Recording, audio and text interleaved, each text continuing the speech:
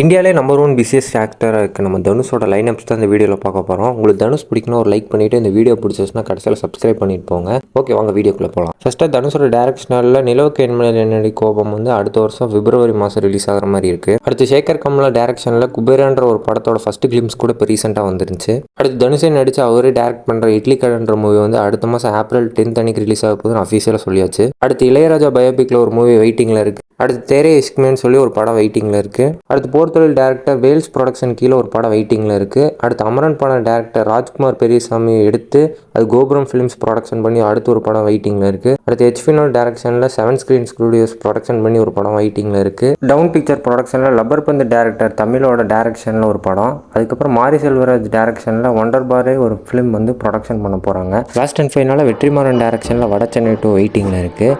இதில் எந்த படத்துக்கு நீங்கள் வெயிட்டிங்கில் இருக்குன்னு சொல்லி மறக்காமல் கமெண்ட் பண்ணுங்கள்.